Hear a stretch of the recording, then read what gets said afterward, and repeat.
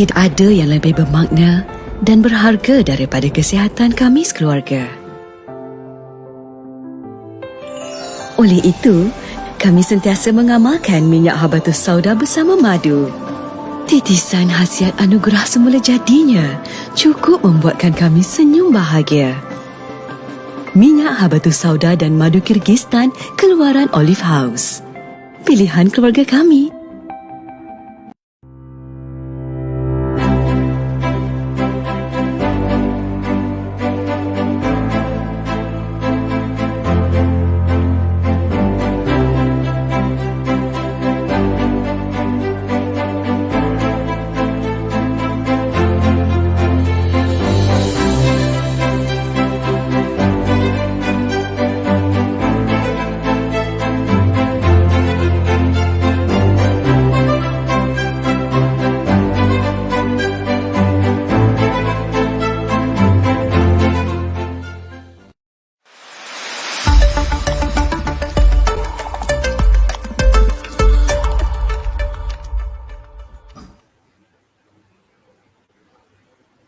Ya, Assalamualaikum warahmatullahi wabarakatuh. Tuan-tuan, puan-puan yang biasa bersama saya. Setiap hari Isnin lebih kurang pukul 9.15 malam. Hari ini kita berkongsi tentang penyakit stroke. Adakah ia boleh sembuh atau tidak? Tuan-tuan boleh mengikuti saya dalam Facebook saya, iaitu Facebook Dr. Zubaidi Haji Ahmad ataupun di Olive House Headquarters. Jadi kita kalau dapatlah, kalau merasakan bahawa perkongsian ini adalah satu perkongsian yang bermanfaat, mungkin tuan-tuan boleh berkongsi dengan rakan-rakan yang lain bagi orang cakap tu menyebarkan ilmu yang bermanfaat di kalangan kita. Jadi hari ini kita masuk kepada penyakit stroke dan adakah dia boleh disembuhkan. Jadi sebelum tu saya melihat kepada rakan-rakan yang ada bersama dengan saya pada hari ini. Kita ada Sarina Khairuddin, Mas Jan Mahmud, Waalaikumsalam, Cik Siti Fakaro Zila, minta maaf saya. Saya minta maaf kalau ada nama-nama yang saya belum bacakan. Tetapi hari ini kita nak melihatlah bagaimana serius sangat masalah stroke ni di kalangan rakyat Malaysia. Seperti mana kita tahu bahawa kalau kita baca buku teks, masa saya belajar dulu buku teks berkaitan dengan medicine, stroke ni selalunya berlaku pada orang yang berusia berumur 70 tahun disebabkan oleh faktor sama ada faktor umur yang meningkat dan juga penyakit-penyakit kronik yang semakin berada di dalam tubuh orang yang warga emas. Jadi warga emas ni di negara yang membangun adalah 65 tahun ke atas. Mereka dikatakan masih sihat lagi lah. Di Malaysia ni, negara yang membangun, kita katakan orang yang warga emas ni 60 tahun ke atas. Jadi warga emas ni memanglah mempunyai risiko stroke yang tinggi. Tetapi kebelakangan ini kalau kita melihat bahawa ramai di antara kita lah, mungkin rakan-rakan, sanak-saudara, kita ada grup WhatsApp, kita ada Facebook, mendapat berita bahawa mereka yang berusia 40 tahun ke atas ni pula yang mempunyai mendapat serangan stroke selain daripada serangan sakit jantung. Jadi inilah yang kadang-kadang tu orang tak tahu dia ada stroke. Kadang dia tak tahu pun dia ada stroke. Yang ini yang kita nak sebut nanti. Kita panggil minor stroke ataupun transient ischemic attack. Yang mana dia ingat mungkin biasa-biasa saja, rasa tak sedap, rasa kebas dan sebagainya.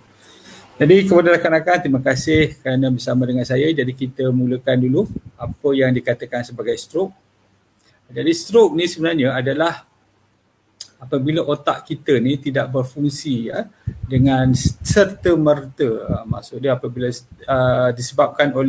selalu disebabkan oleh dua cara lah ataupun dua sebabnya yang kita sebut sebagai hemorrhagic dan juga yang kita sebut sebagai ischemic stroke.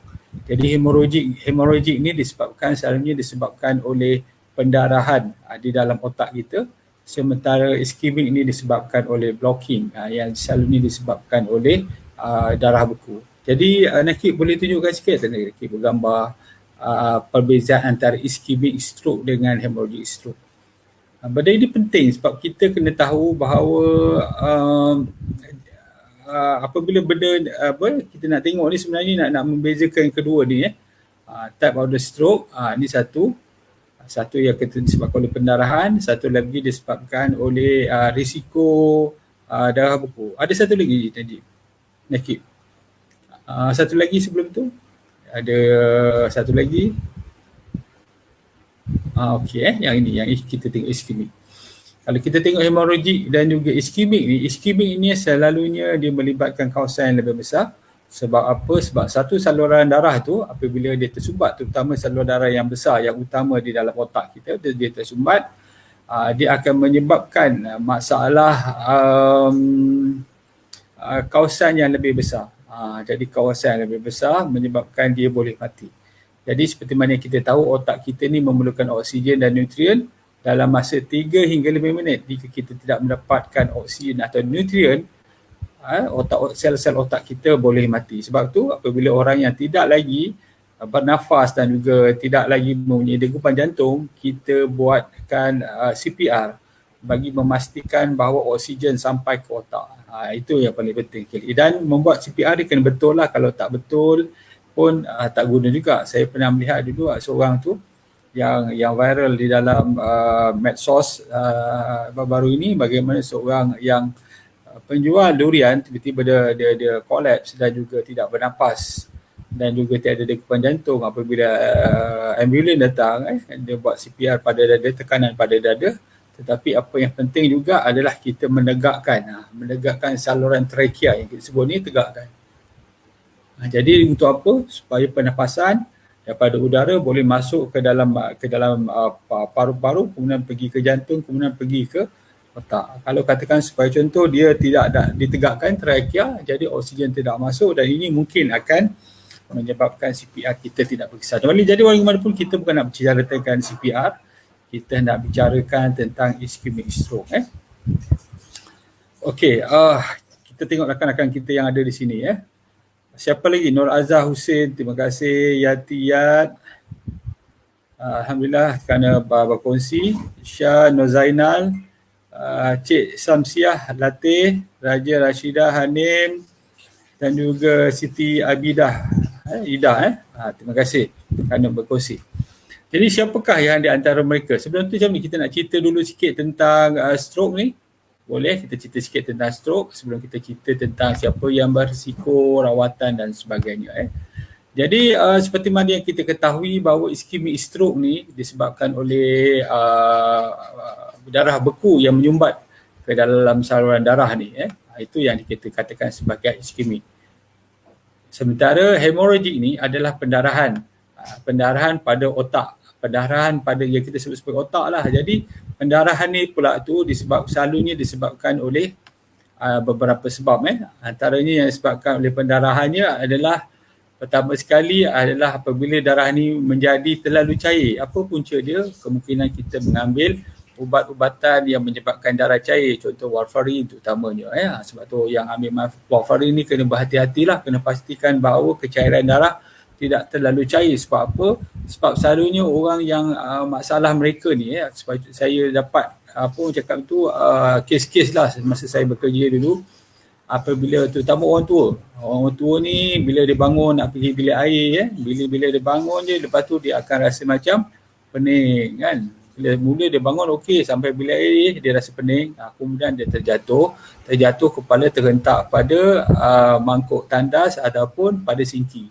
Begitu juga sebab contoh ada setengah orang tu dia menggosok gigi, dia membongkok.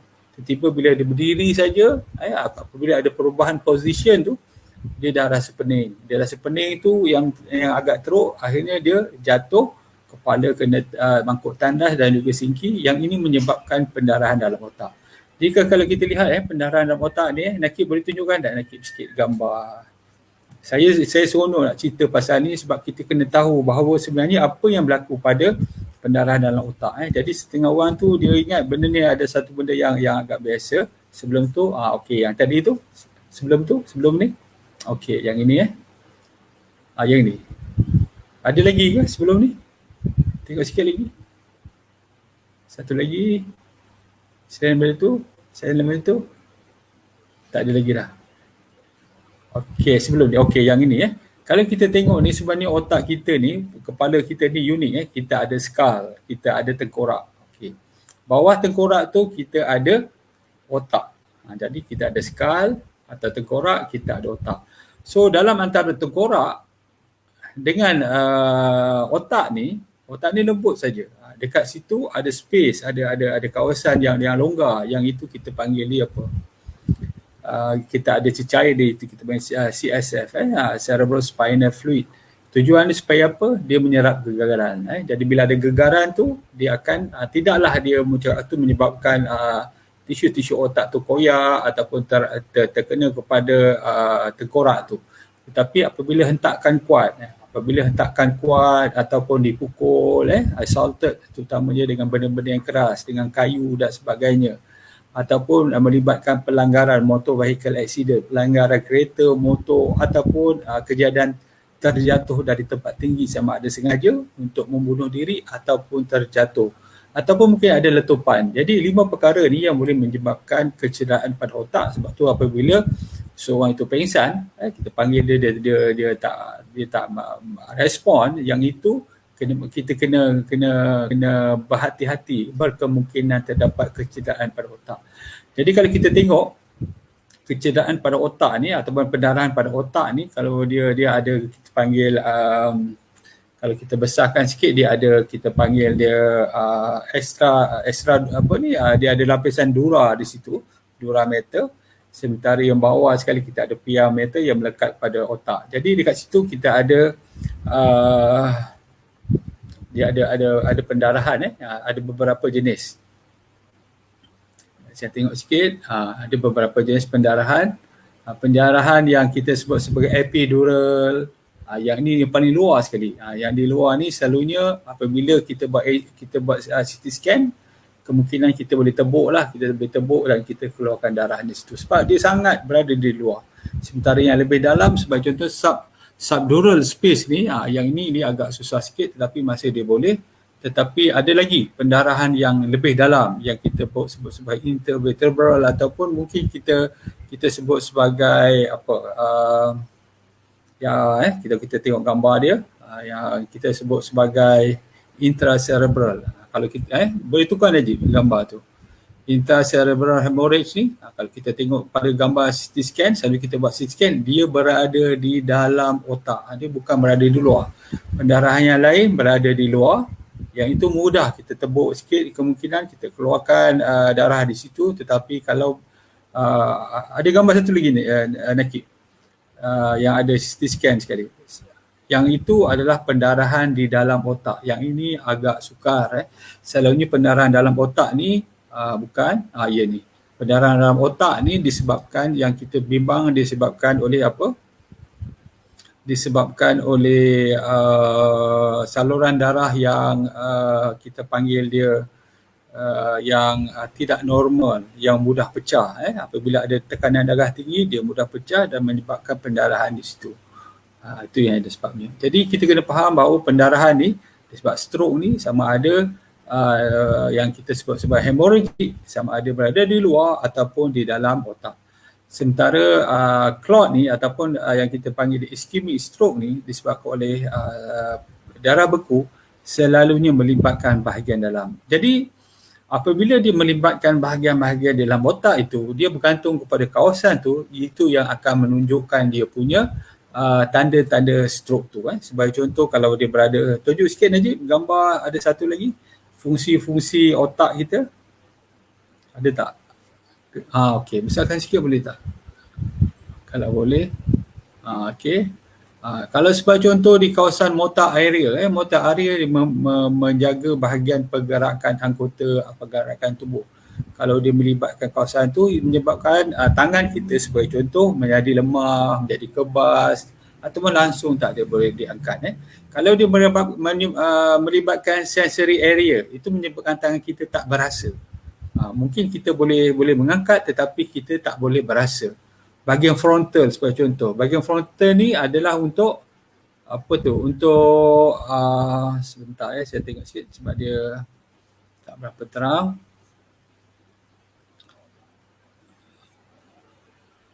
Okay, frontal untuk movement terutamanya untuk kita memikir. Sebab tu setengah orang, kalau tuan-tuan pernah tengok, ada orang yang terpaksa dia buat pembedahan, dia mengeluarkan, terpaksa buang frontal lobe dia. Jadi dia dah tak boleh nak berfikir dah, dia dah tak boleh nak bergerak, dia dah macam orang cakap tu hidup segan mati tak mau, macam itulah vegetation. Maksud dia dah tak boleh berfungsi, dia boleh makan, minum tetapi dia tak fungsi sebagai manusia lagi dah, dia dah tak boleh berfikir. Kalau dia melibatkan bahagian Broca area. Broca area ni adalah kawasan yang melibatkan bercakap. Itu setengah orang stroke tu dia hanya tak boleh nak bercakap je. Dia pergerakan mulut tak ada. Beza dengan sebagai contoh Wernicke's area yang sebelah belakang, sebelah kanan tu. Yang itu dia bagaimana nak cakap. Dia faham, dia boleh bercakap tetapi dia nak menuturkan perkataan tu dia tak mampu. Contoh dia tahu nak jawab. Contoh orang tanya, awak dari mana? Awak sudah makan ke belum? Dia boleh dia nak bercakap tapi dia tak mampu untuk menyusun ayat dan sebagainya. Itu masalah di sana. Sementara Broca area tadi dia nak melafazkan dia. Dia macam tegak gagap ataupun mungkin mulut dia orang cakap tu tidak mengeluarkan pronunciation yang betul dan sebagainya. Yang itu perbezaan dia.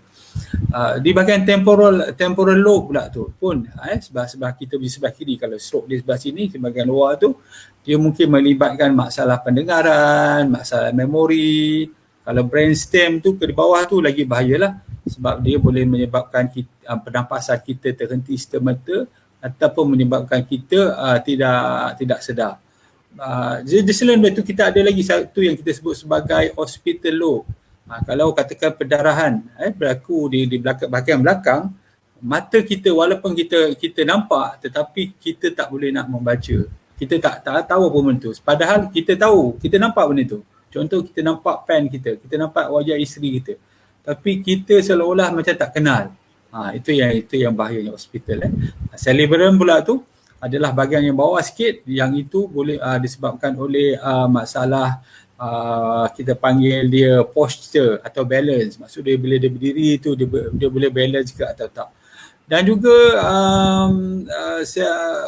di kawasan cerebellum ni dia juga boleh menyebabkan satu keadaan yang mana apabila mungkin kalau tuan-tuan berjumpa dengan orang yang kena stroke ni, tuan tanya nama dia akan menjawab dengan nak menangis tau. Minta maaf saya beri contoh, kalau orang tanya nama cik siapa? Dia cakap nama saya. Itu sebenarnya mungkin disebabkan oleh masalah di bahagian cerebellum. Sebab tu kerana kita ingat dia nak menangis tapi disebabkan oleh stroke di bahagian tu, dia cara nak bercakap, dia cara nak menuturkan perkataan dan sebagainya, yang itu yang bermasalah. Okey, kita tengok itu sebagai contohlah yang melibatkan masalah stroke ni. Jadi apa yang menyebabkan dia punya risiko dia? Siapa yang berisiko? Seperti mana yang kita tahu, risiko dia bagi orang yang mempunyai tekanan darah tinggi. Sebab apa mempunyai tekanan darah tinggi? Bila darah tinggi terlalu tinggi, dia menyebabkan hemorrhagic. Maksudnya saluran darah tu akan pecah.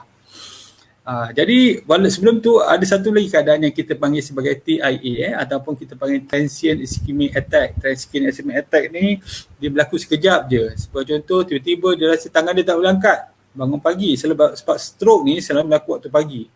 Waktu pagi, waktu 2 pagi, 3 pagi, bila nak bangun subuh tu tiba tak boleh nak angkat sebagai contoh. Tetapi dia sebentar je, lepas tu dia hilang. Saya ada seorang kawan tu begitulah, dia kata dia nak bangun subuh, tiba-tiba dia tak boleh bangun. Kaki, tangan dia semua tak boleh nak digerakkan. Lama. Ni bukannya mainan minda ke ataupun orang cakap tu ditindih ke dan sebagainya. Tak, lama dia tak boleh bangun. Isteri dia dah bangun awal seperti biasa, pergi ke dapur, siapkan sarapan ke apa dan sebagainya. Dia bila terjaga tu dia tak boleh bangun. Jadi dia cakap dia terjaga lebih kurang dalam pukul 5.30 sampai nak pukul dah nak pukul 7 dah. Dia masih lagi struggling untuk bangun. Jadi isteri dia masuk ke dalam bilik, dia tanya, "Habis abang tak pergi kerja ke? Dah pukul berapa ni? Pukul 7 ni." Lepas tu baru perasan bahawa dia dah kena stroke. Tetapi bila pergi ke hospital, dia dah recover macam orang normal. Ni bukan stroke, ada lagi minor stroke, tak, dia memang recover. Yang ni kita panggil dia transient ischemic attack, yang mana saluran darah tu dia menyumbat saluran darah satu, tak lama kemudian dia pun mungkin dia dah cakap tu dia tubuh kita dia ada keseimbangan, dia cuba akan mencairkan darah balik dan sebagainya, dia akan saluran darah tu akan normal seperti biasa dan dia akan okey. Tapi malangnya sebab dia tu kuat rokok kawan saya tu, jadi apabila mula-mula tu memang saya ingat 2 tahun dia tak isap rokok, tapi lepas tu mungkin dia dah start lupa dan akhirnya saya ingat 3 tahun yang lepas, 4 tahun yang lepas dia dah meninggal dunia disebabkan oleh major stroke. Jadi itulah kita nak berjaga sebab once kita dah ada, kebarangkalian untuk mendapatkannya adalah tinggi. Terutama siapa? Terutamanya orang yang mempunyai tiga tu, iaitu darah tinggi, kencing manis, kolesterol yang tinggi. Sebab orang kencing manis ni dia menyebabkan salur darah, dia punya darah tu menjadi lebih pekat. Selain daripada tu, orang yang merokok, orang yang tidak bersenam, orang yang overweight, orang yang makan terlalu banyak garam. Garam banyak makan di mana? Kalau tuan-tuan sebagai contoh makan banyak processed food, makanan-makanan dalam tin, makanan-makanan yang orang cakap tu yang tersedia, memang banyak garam dalam tu. Dan juga kemungkinan ambil ubat-ubatan dia dalam bentuk hormon.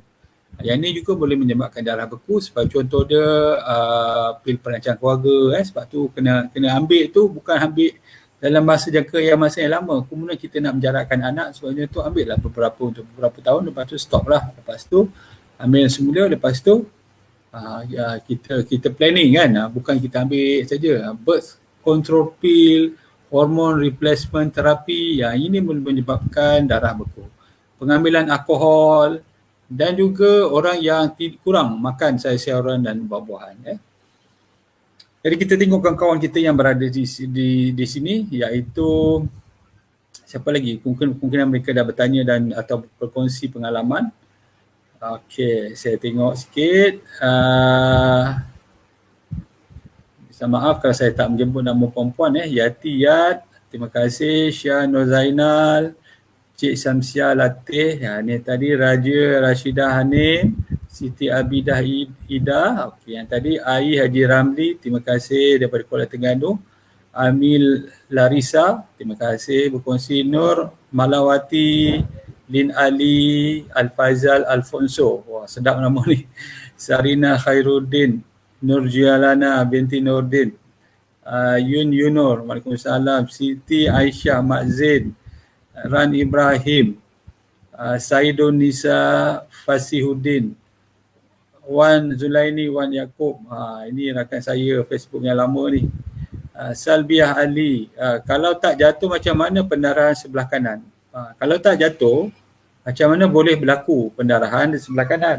Ini mungkin disebabkan oleh darah sendiri yang cair. Tak semestinya dia terjatuh, tetapi disebabkan mungkin dia sama ada tekanan tu darah yang terlalu tinggi, menyebabkan salur darah tu dah tak boleh nak menahan, dia akan pecah dan menyebabkan pendarahan.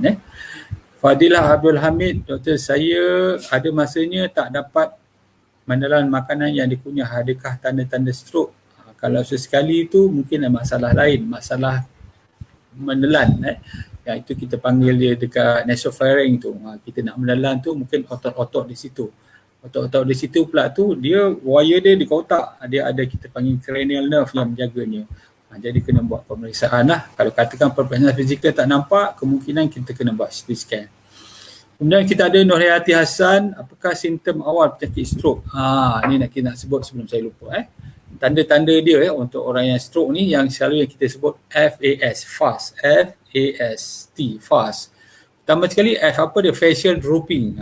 Dia punya mulut, dia punya muka tu sama ada sebelah kanan, sebelah kiri atau kedua-duanya dia drooping, maksudnya dia sengit, orang Melayu panggil. Jadi bila nak suruh senyum, kita minta dia senyum. Sebagai contoh sebelah senyum, sebelah sini dah tak boleh. Sebelah yang okey dia akan boleh buat senyuman.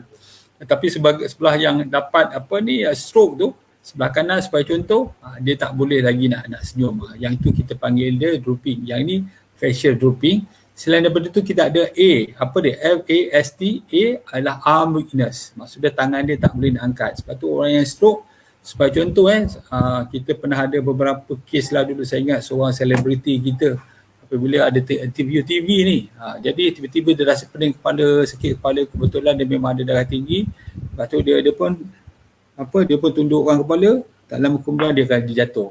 Jadi bila jatuh ni, kita sebagai first aider ni, orang yang pertama membantu ni, kadang-kadang kita nak tengok sama ada dia okey tak okey, kita kena panggil dia, kena assess dia. Kalau dia sedar, sebagai contoh kita minta dia senyum, buat macam gini. Jadi kita tengok sama ada dia ada masalah facial drooping ke tak.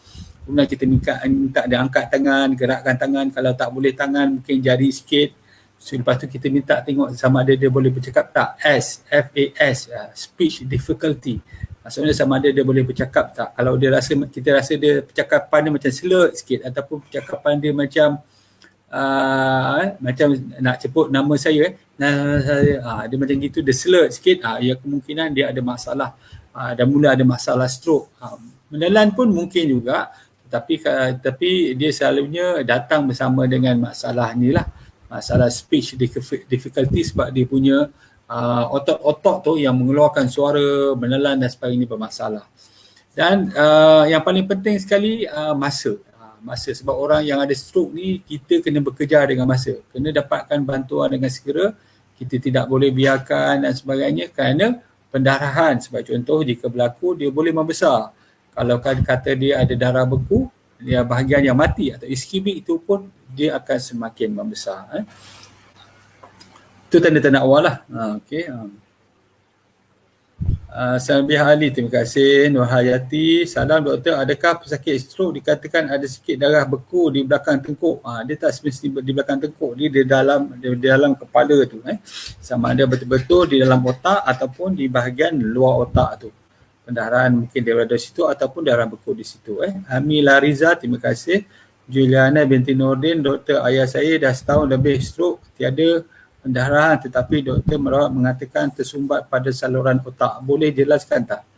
Ya betul, saya cakap tadi bahawa stroke ni dia ada dua jenis. Pertama sekali stroke yang disebabkan oleh pendarahan, satu lagi stroke disebabkan oleh saluran darah yang beku yang kita panggil dia ischemic stroke. Jadi mungkin ada pendarahan di situ. Sebab tu kalau katakan dia ischemic stroke, doktor akan bagikan ubat cair, seperti itu, cair darah. Orang yang ada hemorrhagic stroke, doktor tak bagi ubat cair darah, sebab kalau bagi ubat cair darah dia akan menjadi lebih teruk. Sebab tu pentingnya kita tahu apa punca dia, sama ada hemorrhagic atau jenis dia, sama ada ischemic ataupun hemorrhagic. Salbiah Ali, saluran darah jadi sempit, boleh juga. Apabila saluran darah tu kita panggil dia constriction, vasoconstriction, saluran darah. Kadang-kadang di jantung pun sama, tuan-tuan. Orang tu tak ada darah tinggi, tak ada kencing manis, kolesterol pun tak ada, tiba-tiba saluran darah dia constrict, menyebabkan oksigen dan nutrien tak sampai ke otot jantung. Dia menyebabkan mungkin heart attack ataupun mungkin transient heart attack. Kalau di otak mungkin sama juga, menyebabkan transient ischemic attack. Nur Syuhada, lain tak clear. Wati Jaiz, Assalamualaikum. Dr. Waalaikumsalam. Nur Hani Hassan, Waalaikumsalam. Nur Azila, terima kasih.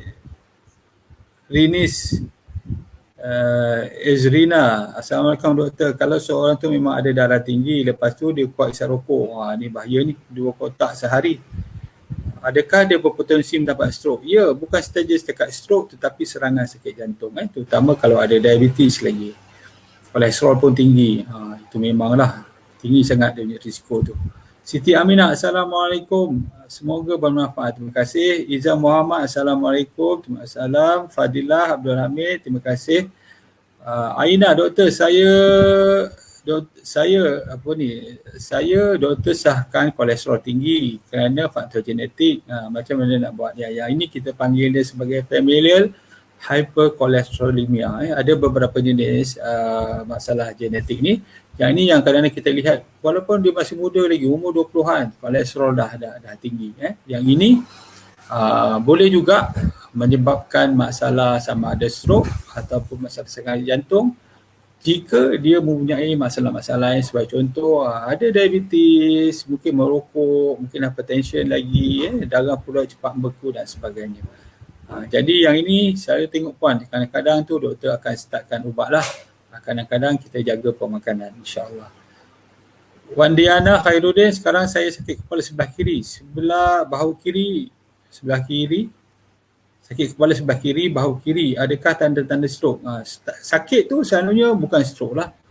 Sakit itu bukan stroke. Kalau stroke ni selalunya dia lemah ataupun langsung tak boleh diangkat. Weakness, bukannya sakit.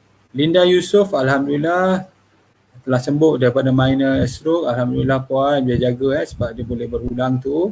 Tina Din, terima kasih berkongsi. Yati Yat, terima kasih berkongsi. Khalidah Ramli, Assalamualaikum doktor, suami saya dah 4 tahun kena stroke sebelah kiri. Adakah mungkin dia boleh kena stroke kali yang kedua? Kalau stroke, minor stroke, stroke ni yang saya, pengalaman saya dah dan saya banyak membaca jurnal, dia selalunya stroke ni dia boleh sampai 3 kali. Kerana first stroke dia recover, lepas kena stroke dia baik, ataupun dia mungkin kena minor dia baik. Lepas tu dia kena stroke kali kedua. Yang kali kedua ni selalunya mungkin menyebabkan kematian ataupun dia mungkin recover ataupun dia mungkin tak recover, dia dah ada permanent weakness dan sebagainya. Tetapi selalunya lah saya tengok kebanyakan pun 3 kali. Last third one ni memang yang orang cakap tu full blown, memang habis. Ada macam tsunami lah, terus tak ada sikit-sikit lagi. Sebab tu dia apa? Sebab apa? Kalau dia hemorrhagic, disebabkan salur darah tu, punca point tu yang menyebabkan pendarahan tu, dia boleh berulang tempat yang sama. Macam kita hari ni ada eye pipe kan, ada tube pipe bocor kat situ kan, kita ikat cantik, tetapi pressure dekat situ terlalu tinggi, dia akan pecah tempat yang sama juga. Itu juga dengan yang kita panggil ada blood clot ataupun darah beku ni, terutama orang yang ada atrial fibrillation, orang yang ada pembedahan injap jantung, dia menggunakan besi dan sebagainya. Yang itu mempunyai risiko untuk membentuk darah beku. Orang yang isap rokok saya sebut tadi, orang yang mengambil ubat hormon, pil perancang dan juga HRT, hormon replacement therapy pun boleh menyebabkan darah menjadi beku. Jadi bila ambil ubat tu buatlah pemeriksaan sebelum meneruskannya. Siti Adilah Abdul Rahman, sekarang tak boleh bergerak, sikit-sikit swab makan sendiri. Sekarang sebelah kiri boleh, belah kanan dia dah start dah tu dah tambah teruk tu. Kita bimbang dia berulang tu. Sebab tu orang ada stroke ni pastikan penyakit kronik dia, diabetes, hypertension, kolesterol, berhenti merokok, berhenti minum arak. Kalau dia minum arak, ubat-ubatan yang menyebabkan salur darah sama ada terlalu cair ataupun terlalu pekat menyebabkan darah beku tu harus diberhentikan. Buat sikit senaman, bukan masuk ia tak pernah main futsal, tiba-tiba nak main futsal. Yang itu pun boleh menyebabkan kematian. Buat benda yang biasa lah, yang kemampuan. Kalau boleh berjalan, jalan. Kalau boleh pusing-pusing sikit, kawasan rumah, buat sikit. Tidur kena cukup. Lepas tu jangan stres, jaga pemakanan. InsyaAllah dia akan bertambah baik lah. Jadi macam mana nak tahu sama ada orang tu boleh sembuh tak boleh sembuh stroke ni? Pada saya, sama ada boleh sembuh tak boleh sembuh ni, pertama sekali ialah masa. Sebab contoh kalau orang tu dah setahun dah kena stroke, yang itu agak sukar lah, kecuali memang dia dah boleh sembuh sendiri. Contoh dia dah orang cakap dia kena stroke, lepas tu dia recover. Tapi kalau katakan dia stroke, dia kena permanent, lepas tu sebab contoh tangan dia dah tak boleh bergerak, setahun dah tak boleh bergerak, yang itu agak sukar sikit. Kalau kurang daripada 6 bulan, itu agak dah semakin okey lah. Tetapi kalau yang paling bagus sebelum sampai sebulan. Sebab tu kena agresif sikit. Sebelum sampai sebulan ni macam-macam lah kena buat. Mungkin kena jaga pemakanan, jaga sikit exercise dan sebagainya. Yang ini akan membantu. Itu yang pertama, masa. Yang kedua, kawasan yang mana tu? Sama ada dia kawasan yang saya sebut tadi. Ada kawasan yang membahaya, ada kawasan yang tidak membahaya. Sebagai contoh, itulah kalau kata sebagai contoh, kalau di bahagian broca area, di bahagian luar tu mungkin dia susah sikit untuk bertutur. Tetapi kalau di bahagian belakang tu, yang disebutkan mata hospital tu, mungkin dia dah tak nampak, dia mungkin mengalami masalah yang lebih sukar.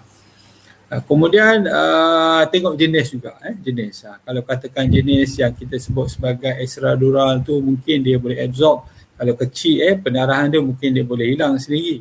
Tetapi kalau besar mungkin kita buat operation. Tetapi kalau berada betul-betul di dalam tisu otak ni, dia agak sukar sikit lah untuk dibuat. Yang itu yang kadang-kadang kita tengok dia tu dah sampai ada yang pingsan, ada yang koma dan sebagainya. Jadi bergantung pada kawasan dan jenis. Diana Din, terima kasih berkongsi. Olive Aus lebih kurang, terima kasih Diana Din, terima kasih lagi berkongsi. Mujahidah Masina, unstable angina, punca darah tinggi ke dok? Unstable angina, maksudnya angina ni adalah sakit dada. Sakit dada ni selalu disebabkan oleh serangan sakit jantung, iaitu apabila ada blok dekat saluran coronary artery tu, sama ada blok ataupun spasm. Yang itu menyebabkan sakit dada. Sakit dada yang disebut sebagai angina. Selalunya unstable. Apa maksudnya unstable angina? Maksud dia kadang-kadang dia datang lagi, kita dah bagi ubat dah, dah duduk hospital, kadang-kadang okey, patutnya dah bertambah baik dah bila makan ubat. Tetapi setengah orang tu dia makan ubat okey, lepas tu tak lama kemudian dia datang semula benda tu. Yang itu yang kita panggil dia unstable angina. Yang ini berbahaya sebab dia boleh tiba-tiba boleh menjadi lebih teruk dan boleh menyebabkan serangan attack yang kita sebut sebagai major lah. Yang ini yang bahaya sekali. Sebab tu unstable angina ni memang kena duduk ward lah untuk pemerhatian. Zilawati, kebas-kebas muka adakah tanda stroke? Mungkin puan. Sarina Bakran, terima kasih berkongsi. Zamzuraini, doktor, stroke ada kaitan tak dengan jantung? Boleh macam sebut tadi, apabila dia ada atrial fibrillation, jantung macam gini, lepas tu jantung gini. Dup, dup, dup, dup, dup, tapi dia gini. Atrial fibrillation, yang itu akan menyebabkan darah beku, dan bila darah beku daripada jantung tu pergi ke keluar, pergi ke otak, menyebabkan stroke. Kemudian siapa lagi kita tengok? Dok, berjalan sejam sehari boleh tak kurangkan risiko stroke dan penyakit lain? Mana boleh lebih baik, treadmill atau grounding? Ini bagus. Berjalan ni sebenarnya apabila kita membuat exercise aerobik ni bagus.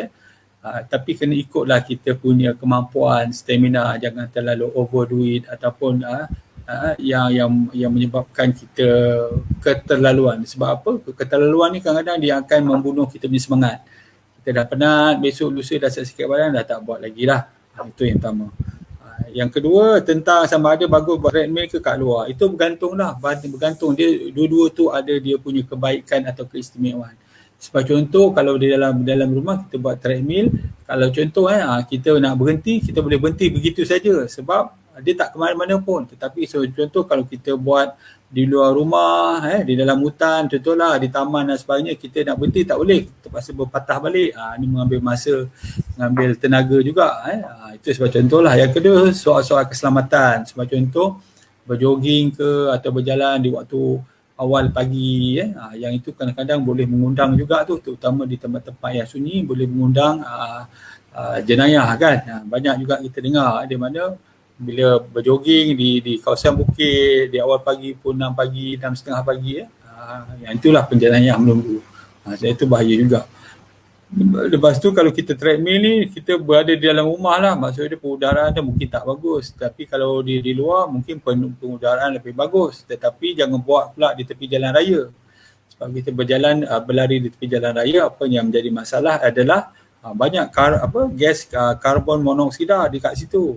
Jadi dia akan masuk ke dalam paru-paru, dia mungkin menyebabkan saluran sel darah merah kita rosak dan tidak boleh berfungsi dengan baik. Itu je dia punya pro and con tu, pilih yang mana. Kalau saya suka buat dalam rumah sebab sebab contoh kalau saya nak berhenti, saya boleh berhenti bila masa. Saya nak minum air, saya boleh minum air sekejap. Saya nak rehat, saya boleh rehat sekejap. Kalau di luar, saya rasa kalau saya nak buat, saya kena mungkin ada teman, mungkin membantu kita, mungkin kita takut kita penat, kita orang cakap tu lah, kita bukannya orang atlet kan. Kalau atlet pun boleh jatuh, apatah lagi kita yang bukan atlet ni. Jadi perlukan teman. Jadi bergantunglah, bergantung pada yang mana kita rasakan yang lebih selesa dan lebih selamat. Nurul Maisura, Assalamualaikum doktor, pesakit stroke selalu terkena sawan. Okey, boleh. Maaf ada macam pesakit stroke selalu terkena sawan. Kenapa ya? Adakah makanan yang perlu dielakkan? Ya, yang dah kena sawan ni dia disebabkan oleh masalah kita panggil dia saraf-saraf di dalam otak tu, dia dah ada masalah tak berhubung dan sebagainya. Jadi yang inilah yang kadang-kadang orang yang kena stroke ni mudah mendapatkan sawan tu. Jadi yang ini pun kita kena tengok juga tu. Diana Nadine, terima kasih. Mas Turahai, Waalaikumsalam. Rohi Maiza, temporary stroke. Yang ni kita sebut sebagai transient ischemic attack ya puan. Temporary stroke menyerang otak kanan, efek kaki dan tangan kiri, betul. Kaki dah okey sikit. Dan ni mungkin minor lah. Kalau temporary maksud dia datang dan pergi, kita akan recover 100%. Kita tak ada, kita panggil dia residual deformity, residual disability. Maksud dia sebab contoh kalau kita kena, tiba-tiba kita tak boleh nak angkat tangan kita. Lepas 5 minit, dia hilang, dah boleh dah. Tadi macam tak boleh nak angkat. Itu yang kita panggil transient ischemic attack sebagai contoh, ataupun temporary stroke tu. Tetapi kalau minor stroke, yang itu melibatkan bahagian-bahagian kecil sebagai contoh. Mungkin tangan sebelah saja, ataupun mungkin jari, ataupun muka sebelah dan sebagainya. Tangan kiri masih tak okey, tak boleh genggam, lama nak recovery doktor. Ini saya cadangkan selain daripada ubat-ubatan yang diberikan, puan buatlah senaman sikit, senaman tangan sebagai contoh kalau kata tangan tu bermasalah, ataupun minta diurut sikit untuk merangsangkan otot-otot saraf di situ supaya dia berfungsi dengan lebih baik. Jangan dibiarkan je sebab dia akan mengalami apa yang kita sebut sebagai atrofi. Muscle atrofi ni apabila saraf-saraf ataupun otot-otot di situ dia akan mengecut. Itu yang kadang-kadang kita tengok orang yang stroke ni, kadang-kadang di tangan dia dah keras dah, dia dah bengkok dah, dia dah tak boleh nak ditegakkan lagi. Sebab apa? Sebab dia biarkan atrofi kita panggil. Macam mana nak elakkan sawan selepas kena stroke? Selalunya doktor akan bagi ubat untuk sebab bila kena sawan ni kadang-kadang dia punya, kita panggil, dia tengok EEG dia kan, elektro apa kat otak tu, bacaan dia kalau terlalu tinggi doktor akan slowkan. Cuma bila dah slow tu kadang-kadang dia akan menjadi mengantuk, dia akan jadi lemah, dia tak boleh berfikir dengan orang cakap tu dengan pantas dan sebagainya sebabkan ubat-ubatan tu lah, ubat-ubatan sawan tu. Mizan J, doktor kalau leher tegang, cek darah normal, itu tanda stroke? Tidak juga. Kemungkinan otot-otot di bahagian leher, otot-otot banyak, kita ada trapezius kat sini, dekat ni, dekat otot-otot di ni lah, di belakang-belakang ni semua banyak otot ni. Kemungkinan dia tegang di situ, sama ada stres ataupun kita mungkin terlalu menunduk, sama ada kita menulis, kita membaca WhatsApp di handphone terlalu banyak sangat dan sebagainya lah. Lish Syafinas. Okey, Assalamualaikum doktor. Anak saya 16 tahun mengidap hypertension. Allah, ini essential hypertension, dia muda lagi dah. Tidak makan ubat. Sekarang berusia 22 tahun. Bacaan BP kadang tinggi hingga tiada bacaan. Tetapi merasa pening. Tidak merasa pening. Ini bahaya juga tuan.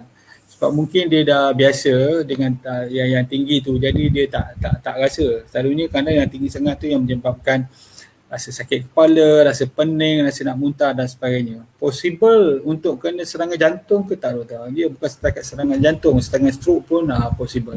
Sebab tu tak boleh tinggi sangat. Takut dia saluran darah dia akan menjadi pecah. Terutama kalau dia ada deformity di dalam saluran darah yang kita panggil dia aneurysm. Aneurysm tu maksud dia apa? Saluran darah tu dia tak sempurna dia punya struktur. Jadi dinding dia menjadi lemah. Bila pressure terlalu tinggi kat situ yang boleh menyebabkan pendarahan. Sebab tu kalau kita tengok seperti tu, contoh kes yang terbaru kan, yang student cakap tu dia tiba-tiba dia rasa sakit kepala. Lepas tu dia meninggal dunia disebabkan oleh, saya percaya bahawa mungkin disebabkan oleh stroke sebab dia ada sakit kepala. Kalau dia sakit dada tu mungkin disebabkan oleh serangan sakit jantung. Tetapi kalau kepala ni sakit kepala kuat sangat sampai dia dah muntah. Kemungkinan saya syaki sebab orang muda kan, mungkin dia ada aneurysm. Terutama kalau sebagai contoh dia kata pakcik dia pun pernah mengalami masalah sama, meninggal disebabkan masalah sama. Kemungkinan ada deformity dekat dia punya saluran darah yang kita panggil dia aneurysm. Yang ini berkaitan juga dengan genetik lah. Maksud dia kalau sanak saudara yang ada aneurysm, untuk mendapatkan masalah yang sama tu memang tinggi. Jadi kena buat pemeriksaan puan anak puan, pastikan dia dapat mengawal dengan baik. Kalau dia obes, turunkan berat badan. Kalau dia tidak aktif, cuba sikit jalan-jalan sikit jaga pemakanan, jaga tidur, jaga kawal stres dan sebagainya. Salam Ya Hasan. Waalaikumsalam Siti Aminah. Saya pernah terkena Bell palsy. Bell palsy bukan stroke. Sebelah kanan, tetapi kesannya saya masih rasa berat pada muka dan sakit kepala pada semua anggota sebelah. Palsy sebenarnya dia hanya melibatkan saraf, kita panggil facial nerve, tak semestinya disebabkan stroke. Sama ada kadang disebabkan oleh jangkitan virus. Jadi tak sebenarnya stroke. Jadi kita kena tengoklah sama ada betul-betul stroke. Stroke ni punca dia bukan di luar di sini, tetapi di dalam otak. Yang di luar Bell palsy, tetapi mungkin sama ada di kawasan ni saja ataupun mungkin di kawasan otak. Jadi kena pastikan dia bukan stroke. Bolehkah keadaan menyebabkan stroke? Ubat kolesterol dah terlalu lama dah makan. Pastikan kolesterol tu turun puan. Jadi makan ubat kolesterol lama pun kalau kolesterol tak turun pun tak guna. Sebab tu saya mencadangkan jaga pemakanan yang saya tunjukkan pada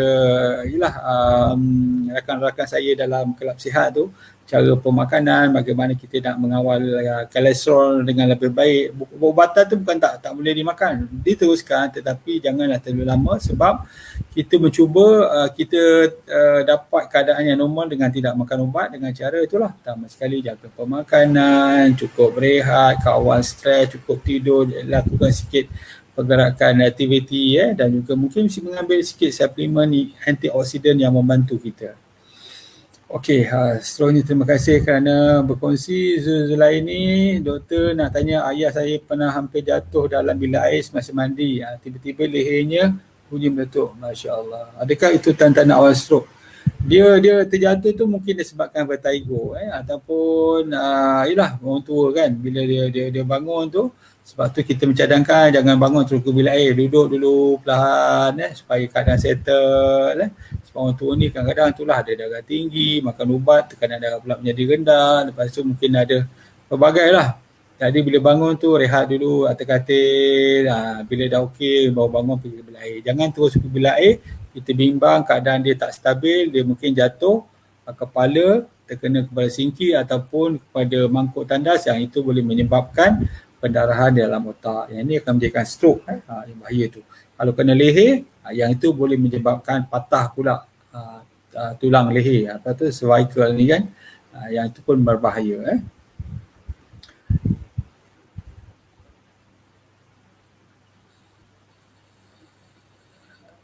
Assalamualaikum doktor.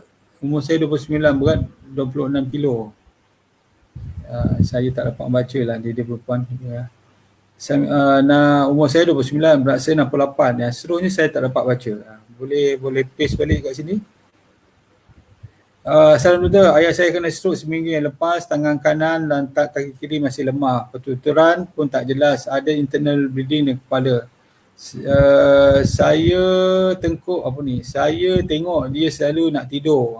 Macam mana nak mengubatinya dok? Selain daripada ubat-ubatan yang diberikan oleh doktor, yang kadang-kadang kita kena bagi sentuhan lah kepada pesakit stroke ni. Kadang-kadang dia orang ni dia punya spirit dia punya semangat dia dah down sangat dah.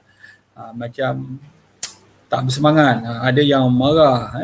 Saya tengok ada seorang kawan saya sebagai contoh kena stroke, dia marah, orang bagi makanan dekat pinggan, dia baling, dia begitu sebab dia rasa marah sebab dia nak buat, dia rasa dia boleh buat tetapi dia tak boleh buat. Jadi dia frust sangat.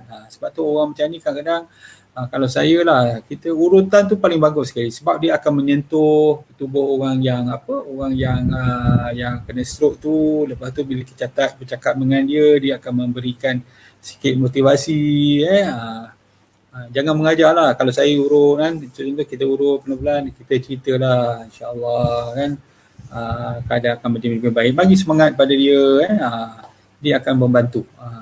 Sebab tu kalau saya lah, stroke ni selain pada ubat-ubatan memang kena berurut sikit sebab macam saya cakap tadi, psycho kena hubungan ini penting sangat. Lepas tu mungkin kita boleh bagi sikit lah, mungkin suplemen antioksidan yang boleh membantu dia. Sebab tentu kita punya tangan dia tak merasa, mungkin kita boleh bagi sikit lah vitamin B complex dan sebagainya. Okey, Ahmad Ikramuddin, senaman paling baik solat sunat rawatib, itu pun bagus. Senaman ni adalah pergerakan. Yang itu kita panggil senaman regangan. Sebab senaman ni ada 3 jenis. Pertama sekali yang kita sebut sebagai aerobik. Maksud dia kita buat sampai kita termengah-mengah, jantung kita laju. Yang ini bagus juga. Sebab tu kita berlari ke atau apa lagi. Itu menyebabkan kita panggil aerobik. Satu lagi senaman kita panggil dia weightlifting. Yang itu untuk membentuk otot, untuk memberikan kekuatan kepada tubuh kita.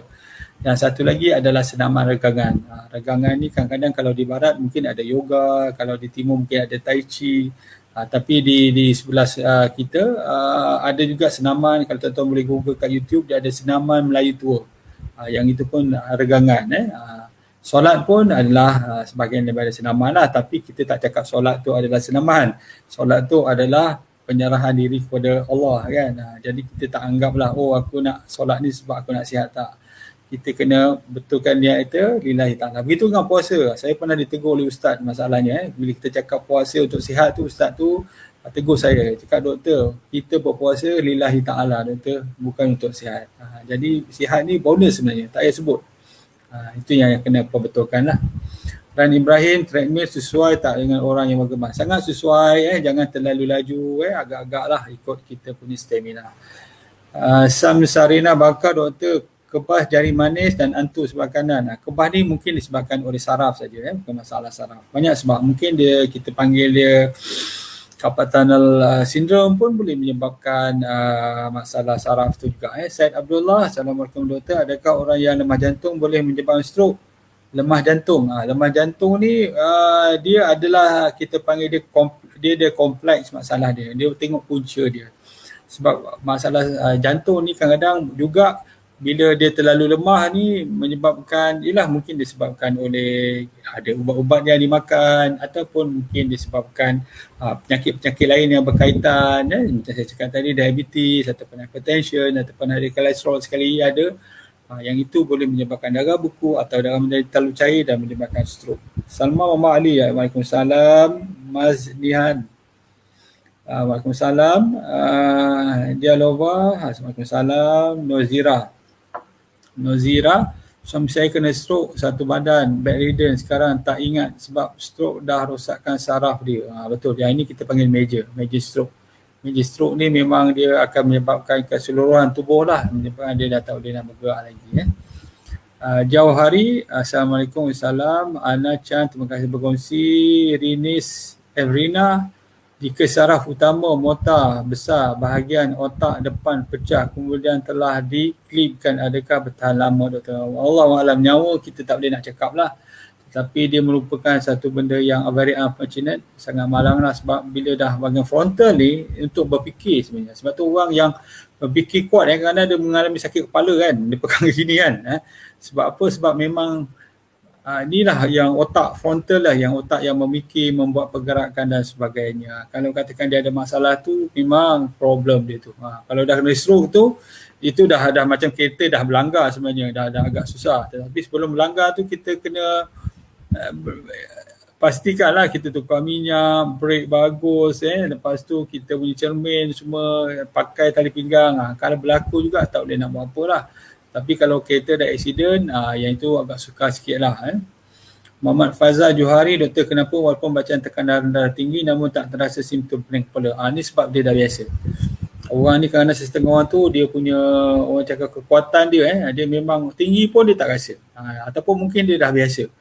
Dia tak biasa. Sebab tu orang macam gini, apabila dia makan ubat, bila tekanan darah tiba-tiba turun menjadi normal saja pun, dia dah pula rasa pening. Makan ubat pula rasa pening sebab dia tinggi, dia tak ada rasa apa. Bila makan ubat, turun dengan mendadak, yang itu pula dia rasa pening. Salma Muhammad Ali, doktor, bila masa nak rendam kaki dengan air panas suam dan rendam kaki dengan ais, saya tumit tegang. Apa soalan ni? Mungkin soalan boleh buat lah waktu pagi atau sebelum tidur. Liza, doktor, kalau nak makan kaki ayam, bau kerap tak kena stroke? Ingatkan boleh tak kena stroke? Kaki ayam ni bagus untuk collagen. Alhamdulillah. Nusya, Wan Yusof, Faiz Steady, Assalamualaikum. Doktor, berapa lama jangka masa sesuai untuk pemeriksaan kolesterol? Kolesterol ni dia tak macam dia tidak terlalu cepat punya perubahan seperti mana gula. Jadi saya mencadangkan antara 3 bulan, 4 bulan ataupun 6 bulan. Tapi dia gini, kalau katakan dia normal, perempuan boleh buat mungkin dalam masa 6 bulan. Dia tengok umur dan juga faktor lain. Kalau muda mungkin setahun, tapi kalau mungkin dah katakan umur 40 tahun, 50 tahun, untuk kolesterol mungkin 6 bulan. Tetapi kalau contoh kita periksa kolesterol kita tinggi, yang itu kena lebih awal lah, mungkin 3 bulan, 4 bulan, lebih awal lah. Yang itu bagi memastikan bahawa ubat yang kita makan tu semua dah mendapat menurunkan tahap kolesterol. Said Abdullah Muhammad, Wan Muhammad, Assalamualaikum doktor, adakah lemah jantung atau jantung lemah boleh menyebabkan stroke? Saya dah sebut tadi, dia bukan faktor lemah jantung tetapi faktor-faktor yang bersama dengan dia. Saya tak boleh baca lah puan ni, puan Yati, dia tergantung kat atas tu sampai berat 68 kilo T je, lepas tu saya tak boleh baca atas tu lagi lah. Tekan-tekan dia tak mau keluar ni. Boleh WhatsApp saya lah, 0197022391. InsyaAllah yang mana saya boleh bantu tu saya boleh bantu. Sarina Khairuddin, doktor apa punca vertigo? Vertigo ni pun macam-macam punca dia. Saya pernah terkena sekali 4 hari baru pulih betul. Memang lambat baik. Setengah orang tu tak baik-baik, dah makan macam-macam jenis ubat. Sampai CT scan kepala pun masih lagi doktor tak dapat punca dia. Jadi kadang-kadang benar vertigo tu dia agak sukar untuk dirawat kadang-kadang. Jadi kena bersabarlah, kena cari dia punya punca. Kadang-kadang dia kena makan ubat yang diberikan dan sebagainya. Sarul Amri, Assalamualaikum doktor, nak tanya umur saya 29. Ni berat 68, tinggi 176. Bacaan BP rendah 99 bawah 66. Adakah okey doktor? Bacaan BP rendah tu. Sebab saya rasa bila bangun dari duduk memang macam nak tumbang. Ya betul, disebabkan hypo. Kita panggil positional hypotension. Maksudnya bila perubahan tu dia berubah. Sama ada vertigo ataupun disebabkan tekanan darah rendah. Dia macam cepat. Kalau ada makan ubat darah tinggi, ada setengah ubat darah tinggi menyebabkan masalah ini, adanya disebabkan oleh masalah lain. Tuti, bacaan tekanan 103/63, okey ke tak? Okey, tetapi dia dalam kita panggil julat ni rendah. Aimin Nizam, Assalamualaikum doktor, boleh tak bagi tips apa yang boleh kami bantu orang-orang yang kena stroke berapa lama tempoh untuk recover secara purata warga emas? Saya cadangkan perempuan boleh minta belajar urut sikit. Jangan terlalu kuat, urut kita panggil deep muscle massage. Untuk otot-otot dia, jangan terlalu kuat sangat, jangan sampai macam berbekas, tapi kita buat style kita panggil deep muscle massage, yang itu akan membantu dia lah, terutama bagi mereka yang ada rasa kebas. Bila mengurut tu mungkin dia akan rasa kurang sikit. Pastikan dia makan ubat penyakit-penyakit yang ada kontrol dengan baik. Fatin Adilah Anwar, apa beza minor dengan major? Minor ni, major ni teruk lah. Kita kali one shot terus orang cakap tu tak boleh nak bangun, kaki, tangan semua tak boleh diangkat. Kadang-kadang bercakap pun dah tak boleh, dah terbaring, dia nak menelan pun tak boleh, termasuk masuk tube dalam lubang hidung dan sebagainya. Kalau minor tu dia kena mungkin sikit je, mungkin tangan saja, mungkin muka sikit, atau mungkin kaki sikit. Itu je minor. Tapi transient attack tadi, transient ischemic attack pula tu dia ada, dia kena, lepas tu dia recover, dia tak ada dah. Tapi dia boleh berulang. Itu yang bahaya dia. Lakonan infak dikategorikan sebagaimana stroke juga ke doktor? Ya, sebab dia kecil. Faiz steady berapa kerap nak cek kolesterol? Ni saya dah sebut tadi. Kalau katakan orang muda setahun sekali boleh, tapi kalau umur 40-an tu tengok. Kalau katakan dia normal, boleh buat 6 bulan sekali. Kalau dia tak normal, boleh buat 3 bulan atau 4 bulan sekali.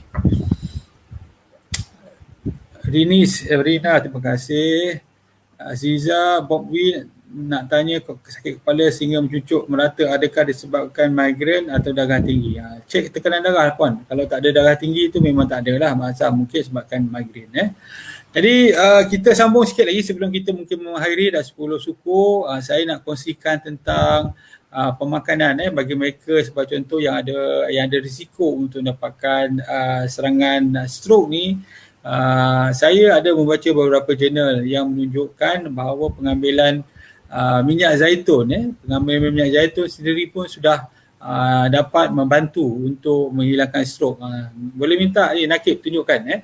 Saya ada baca satu yang disebut sebagai dia punya tajuk kajian ni, olive oil consumption and risk of the risk of CHD and or stroke, a meta-analysis of case control cohort and intervention study. Ini satulah yang menunjukkan bahawa pengambilan minyak zaitun sebenarnya membantu sebenarnya untuk mengelakkan. Yang ini kajian kebanyakan dibuat di Spain. Sebab di Spain tu memang ramai orang yang mengambil minyak zaitun lah. Di tempat-tempat lain mungkin kajian belum dibuat. Cuba kita tengok yang kedua tu lah, Nakib. Apa yang ada kat situ. Cuba besarkan sikit. Okey, saya baca mungkin. Impact of the hydroxytyrosol. Hydroxytyrosol ni adalah antioksidan yang hanya terdapat pada minyak zaitun. On stroke, tracking therapy response and neuroinflammation and cerebrovascular parameter using PET, MR, imaging and on functional outcome. Ini pun satu kajian di mana apabila orang tu kena stroke, diberikan minyak zaitun, dia melakukan pemeriksaan terhadap neuroinflammation dan juga cardiocerebral parameter untuk menunjukkan bahawa ada tak dia ada perubahan apabila dah kena stroke menggunakan minyak zaitun. Dan terakhir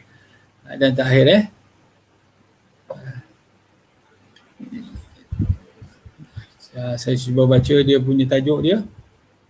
Impact of the hydroxytyrosol on the stroke. Ni yang tadi mungkin satu lagi kot. Impact sama je. Saya minta maaf, sama saja. Ada beberapa sebenarnya yang kalau kita buka jurnal, terutamanya jurnal macam contoh tadi, olive oil consumption and the risk of the CHD and or stroke, terdapat dalam British Journal of Nutrition 2014. Boleh baca bagaimana pengambilan minyak zaitun tu bagus untuk kita mengelakkan stroke, dan juga mungkin orang yang ada stroke, bila pengambilan minyak zaitun ni membantu dia untuk recover. Tetapi macam saya cakap tadi lah, kalau dia masih baru, dia minor, itu nampak sangat perubahan. Tetapi kalau dia dah terlalu lama, tu dah agak sukar sikit lah. Mungkin tak dapat banyak sangat perbezaan. Kita baca 2-3 lagi soalan-soalan sebelum kita mengakhirinya. Zul Hadi, Assalamualaikum warahmatullahi. Ada tak spesifik test untuk mengetahui kita ada simptom atas keberangkalan kena stroke? Dia tak ada spesifik. Kita ada risiko. Darah tinggi, kecil manis, kolesterol, lepas tu kita isap rokok, minum arak, lepas tu mengambil ubat-ubatan hormon terapi ataupun kita ambil pil perancang sebagai contoh, yang itu akan menyebabkan boleh menyebabkan kita panggil ischemic stroke. Kalau kita ambil sebagai contoh warfarin, yang itu boleh menyebabkan risiko menyebabkan hemorrhagic stroke. Jadi kena berhati-hati. Buat pemeriksaan berkala. Faid, steady, betul ke kalau dah mula makan ubat kolesterol harus makan semua hidup? Tak juga. Bila dah normal, kita stop lah. Kenapa nak makan lagi? Dah normal kan? Sakit kepala contoh kan. Kita makan ubat untuk sakit kepala. Bila sakit kepala dah tak ada, buat apa kita nak makan? Jadi jagalah cara pemakanan. InsyaAllah dia tak akan berulang. Noliza Ali, Pak Zali, sakit telinga boleh disebabkan oleh vertigo ke? Boleh sebabkan vertigo, ya. Sakit telinga boleh menyebabkan vertigo dan tinnitus. Tinnitus ni maksudnya berdesing. Yang tu kalau combine tu, sehingga pendengaran terjejas, bunyi berdesing dan juga vertigo ni kita panggil mineral disease. Ayu Mawai, Assalamualaikum doktor, baru saja cek tekanan darah bacaan hati saya, bacaan hati 41. Apa tu bacaan hati 41? Enzim ke? Enzim yang mana tu? Patin adalah Anwar, kalau basal ganglia bleed tu major lah dok. Yang itu bergantung lah. Major tak major ni dia kena kita buat CT scan dan kita tengok dia punya simptom atau gejala dia. Kalau katakan dia 1-2 mungkin dia tak apa-apa, tetapi kalau katakan dia dah scan tempat pendarahan yang teruk ataupun kawasan itu terjejas stroke dan juga dia ada simptom dia, maksud dia mungkin anggota-anggota yang tidak boleh digerakkan dan sebagainya, yang tu yang kita sebut yang membezakan sama ada minor ataupun major. Azima, kalau dah makan ubat cair darah boleh ke berhenti makan tak doktor? Yang itu bergantung kepada pemeriksaan lah. Kalau katakan normal mungkin boleh, tetapi dia boleh berulang. Sebab tu kena berulang ni, kena buat pemeriksaan yang berkala. Azil, doktor kata ada dah pekat. TIA telah beberapa kali terjadi, ubat cair darah makan tetapi tidak membantu. Mungkin dos dia tak mencukupi. Tuti, doktor kalau urut menggunakan kerusi urut, Intan boleh membantu kesihatan tak? Dia mengurangkan rasa sakit badan lah, tetapi dia tidak membantu. Kesihatan dia tak membantu sangat lah. Kalau kita sakit badan, sakit belakang dan sebagainya, dia membantu melegakan. Fatimah Abdullah, minggu kedua tinggi tertinggal masih kelas dengan salam Baitullah TV1 doktor. Okey. Siti Fakarozila doktor, salah seorang ahli keluarga saya berumur 34, disahkan AVM, muda lagi. Tiada sejarah penyakit yang lama, sekarang total TPD, hanya minum air susu saja. Pakai tiup ke puan? Selain pada Flow kami juga mengikuti fisio. Okey, pihak swasta. Okey. Selalu berapa lama tempoh recovery? Saya tak boleh nak cakap tu. Bergantung pada orang lah. Kalau dia semangat kuat, dia punya daya juang dia bagus, insya-Allah. Banyakkan urut perempuan. Fisio tu bagus, dia banyakkan pergerakan, tetapi mengurut ni kita panggil dia pasif. Kalau fisio tu kita buat aktif kan, kita angkat kaki, kita berjalan bergerak. Yang buat pasif ni, urut ni pun bagus juga. Faiz tadi, terima kasih. Nusyawan, terima kasih. Maaf tanya, ubat kuat untuk lelaki boleh sebabkan risiko stroke tak? Ubat kuat menyebabkan salur darah dia mengembang. Bila mengembang tu, stroke tu saya rasa tak ada kot. Sebab menyebabkan salur darah mengembang, jika ambil banyak sangat, tekanan darah akan menjadi turun, orang tu boleh pingsan. Kalau stroke, kena sawan macam mana untuk mengubati dia? Kena makan ubat sawan tu Madeline. Muhammad Faizal Johari, ubat darah tinggi boleh disebabkan lemah syahwat. Ya, terutamanya yang belakang dia ada nol, atenolol, propranolol, dia menyebabkan bukan syahwat, dia punya erection dia kurang. Fatin Adilah Anwar, okey, dia dah faham saya buat pembedahan buang darah beku memang ada efek fizikal dengan percakapan. Okey. Okay, tuan-tuan puan-puan, terima kasih kerana bersama saya. Saya minta maaf tak dapat membaca lagi sebab masa pun dah sekarang pukul 10.22 di komputer saya. Jadi insya-Allah kita akan berjumpa lagi pada waktu dan masa yang sama di minggu hadapan. Tuan-tuan, tak payahlah saya pergi notifikasi insya-Allah kalau tak ada apa aral, hari Isnin 9 suku kita akan membuat perkongsian lagi. Jadi bukan saja saya bercakap, tetapi saya minta tuan-tuan juga komen, mungkin share kalau rasakan bahawa perkongsian ini adalah sesuatu yang faedah. Jadi berjumpa lagi insya-Allah minggu depan. Assalamualaikum warahmatullahi wabarakatuh.